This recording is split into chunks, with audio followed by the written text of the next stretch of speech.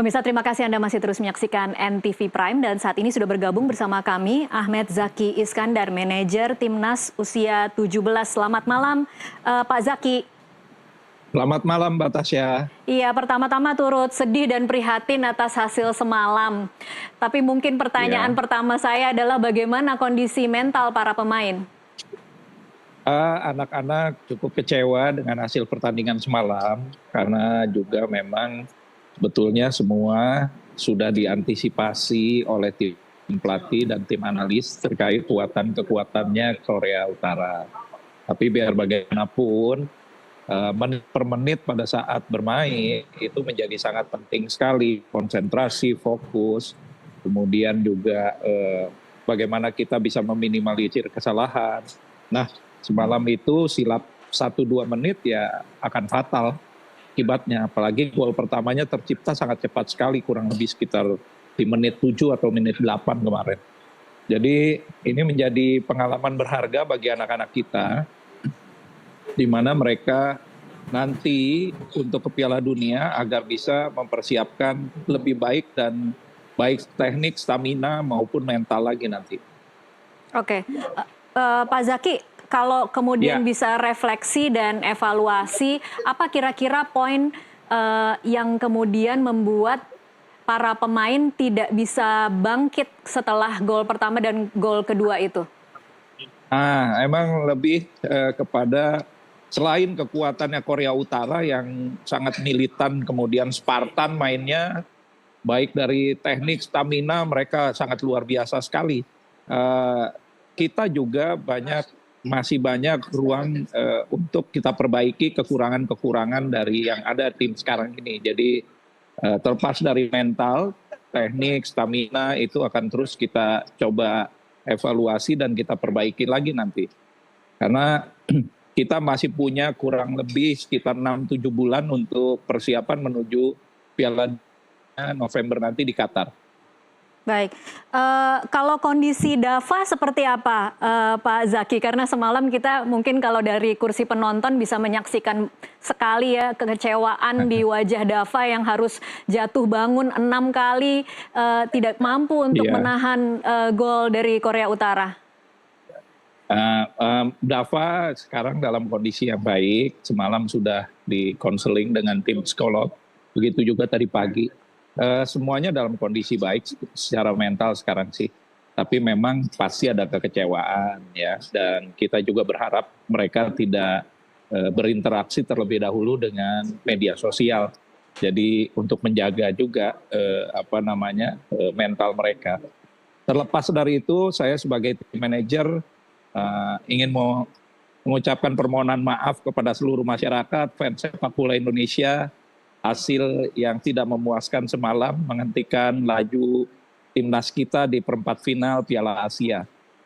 Jadi mohon maaf sekali lagi, anak-anak baru bisa berlanjutnya sampai ke perempat final aja. Mudah-mudahan kita bisa lebih baik lagi di Piala Dunia nanti.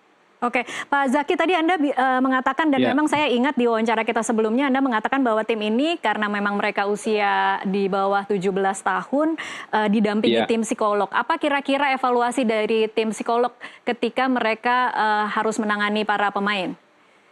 Oke, jadi lebih kepada kekhawatiran, kemudian juga kekecewaan ya, agar tidak berlarut-larut dan menjadi trauma bagi mereka. Jadi tim psikolog ini memang mendampingi secara intensif, terutama para pemain yang bermain di pertandingan kemarin. Dan apalagi yang seperti defender, ya, goalkeeper, nah itu menjadi perhatian khusus. Tapi alhamdulillah kan selama ini juga selama 1 tahun ini mereka sudah didampingi oleh para psikolog. Jadi tahu caranya bagaimana keluar dari tekanan-tekanan hasil yang tidak memuaskan semalam. Artinya tidak ada catatan yang kondisinya terlalu parah secara mental berarti ya, Pak Zaki? Mudah-mudahan tidak ada. Oke, tidak ada. Ini tim psikolog hanya untuk pemain atau untuk pelatih dan manajer juga perlu tim psikolog? Hanya untuk pemain. Hanya untuk pemain, karena Coach Nova, kalau saya boleh tanya, bagaimana kondisi Coach Nova tadi malam juga terlihat sangat stres ya ketika menghadapi serangan gol bertubi-tubi? Ya, Coach Nova sebagai pelatih, apalagi dulu juga pemain, ya pemain besar dan pemain nasional kita, beliau cukup punya mental yang kuat lah menghadapi. Termasuk saya juga, walaupun stres juga dalam pertandingan. Pasti Tapi ya. insya Allah semua bisa kita lewati ya. Oke. Sangat pelajaran yang penting semua terima. Dan, Mbak, pemain kita ini juga saja 16, bahkan ada yang di atas saja beberapa aja. Jadi memang harus kita jaga kondisi psikologisnya. Baik, usia yang sangat muda dan memang kekalahan semalam itu adalah kekalahan yang sangat telak dan harus mungkin jadi pelajaran yang cukup mahal ya Pak Zaki. Betul. Iya, saya bergeser dulu ke Bung Joy lagi. Kalau Bung Joy mengamati bagaimana reaksi para pendukung Garuda Muda semalam, ada yang berbeda tidak dengan reaksi kalau kita melihat kekalahan di timnas senior? Kebetulan saya tidak terlalu mengamati respon dari para pendukung. Tapi dugaan saya sih ya hampir sama juga dengan saya ya. Artinya ini adalah tim muda, tim kelompok umur, kalah berapapun atau sepahit apapun, kalau pendukung yang dewasa pasti akan menerimanya dengan lapang dada. Saya melihatnya seperti itu ya Bung Joy. Jadi memang ada treatment yang berbeda ketika menerima kekalahan di timnas senior dengan timnas U17 ini. Gitu. Betul, ini kan juga proses pendewasaan bagi fans, bagi pendukung Garuda gitu loh, bahwa semua kekalahan, semua hasil itu kan sebetulnya juga sebuah proses yang panjang. Kita tidak pernah tahu apa yang terjadi di lapangan, betapa kecewanya para pemain itu. Kalau kita juga melakukan mencaci mereka, kita tidak pernah tahu apa yang terjadi. Perjuangan itu kalau hanya kita lihat di layar televisi atau di stadion, tapi apa yang mereka lakukan tidak pernah mereka rasakan sebetulnya. Jadi kalau saya lihat, saya sendiri tidak terlalu banyak lihat media sosial, tapi yang saya lihat dari fanpage tidak terlalu banyak respon ya. Hanya memang ya sedih dan kecewa, oke lah. Tidak sampai ada hashtag trending yang kemudian menghina tidak sampai harus memaki-maki atau pemain diserang dan macam-macam. Ini pemain masih muda, masih banyak waktu mereka untuk belajar. Bahkan kekalahan 0-6 saya katakan sekali lagi, buat saya bagus-bagus aja. Dalam arti mereka belajar menerima kenyataan paling pahit di lapangan, dan tugas dari Pak Zaki, dari Coach Nova adalah membuat mereka cepat kembali recovery secara mental dan moralnya, sehingga menghadapi masa depan itu mereka tetap dengan optimisme yang sangat tinggi. Karena waktu belajarnya masih sangat banyak gitu loh. Usia 16 tahun itu kan sebetulnya masih ada 10 tahun ke depan mereka sampai kepada usia emas gitu loh. Jadi ya masih panjang lah waktunya, tidak perlu berlama-lama dengan kekalahan kemarin. Tatap masa depan, Indonesia sudah ada di level Piala Dunia supaya bisa selevel dengan Korea Utara, Korea Selatan, Jepang dan lain-lain, supaya nanti di Piala Dunia tampilnya lebih baik lagi. Oke, kalau kemudian kita bicara bahwa ini adalah atlet-atlet muda, anak-anak yang sebenarnya masih di usia-usia yang secara mental memang belum matang ya, Bung Joy, masih labil.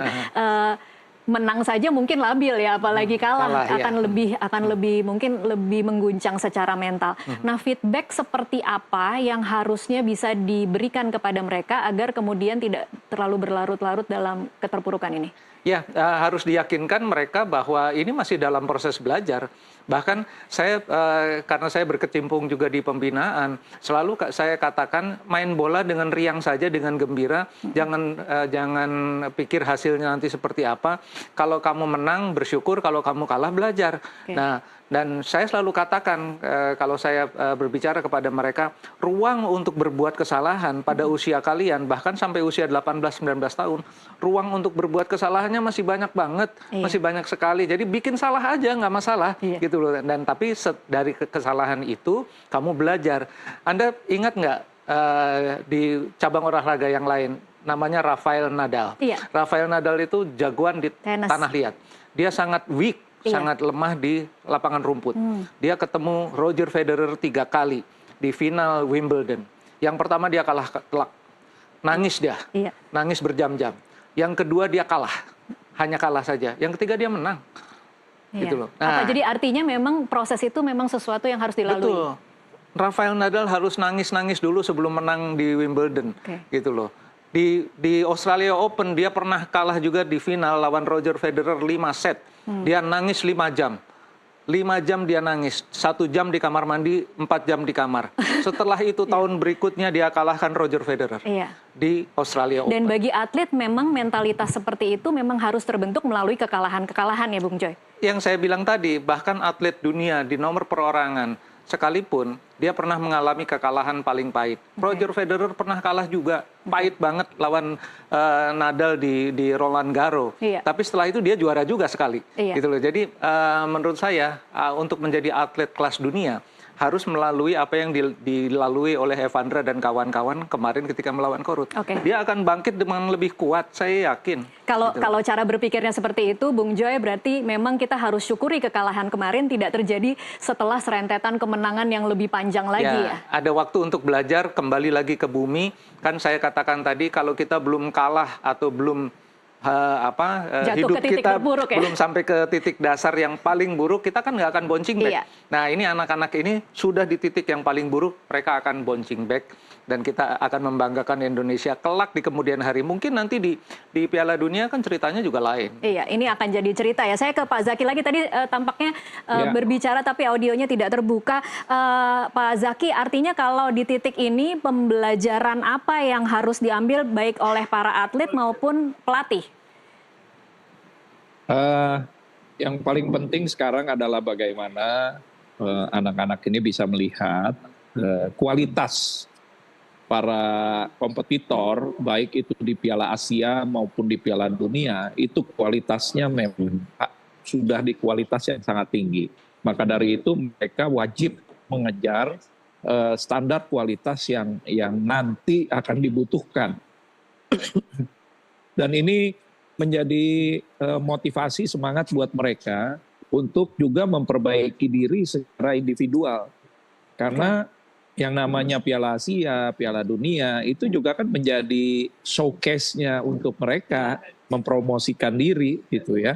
Karena kan banyak sekali talent scouting, kemudian juga para agen sepak bola yang memantau biasanya di event-event internasional seperti Piala Asia dan Piala Dunia. Nah, khusus untuk Indonesia sendiri, kami juga mengucapkan terima kasih kepada Pak Ketum PSSI, Pak Erick Thohir, yang sudah merancang program untuk kelompok umur, timnas, juga PSSI yang nanti ke depan kita harapkan juga memperbaiki, terus menyempurnakan program-program untuk kelompok umur nantinya. Entah itu kompetisi atau liga atau kejuaraan-kejuaraan turnamen yang bergerak secara reguler setiap tahunnya untuk memantau perkembangan pembinaan usia dini di daerah-daerah. Nah ini sangat penting sekali. Maka dari itu keterlibatan Asprof sama Asosiasi Kota Kabupaten juga penting.